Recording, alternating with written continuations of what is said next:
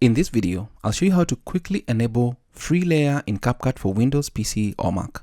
Welcome to this video. My name is David and I hope you're well wherever you are around the world.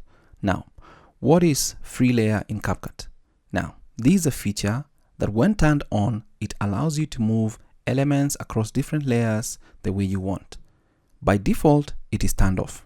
Now, I'll show you a quick example of what I mean and just drag and drop this particular video here, and I can actually drag another video on top. If I do this, let's say I want to use the feature or the trick to add like text behind an object or a person. If I add some text here, default text, and just title it whatever, let's just spread it across and just call it text and make it a little bit bigger. The next option is to remove the background for this particular video.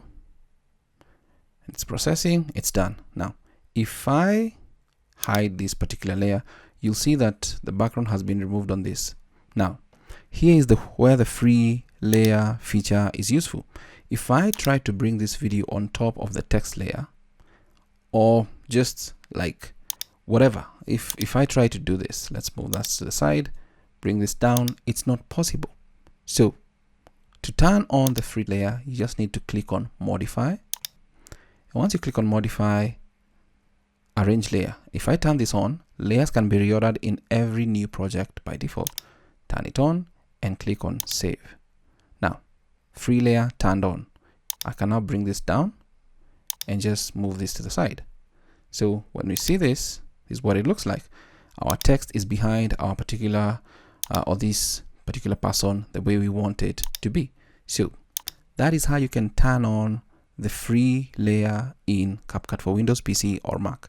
And this is more or less to allow you to arrange and rearrange layers that normally would not come in down, like text layers and so on and so forth. Thanks for watching. Until next time, stay safe and never stop learning.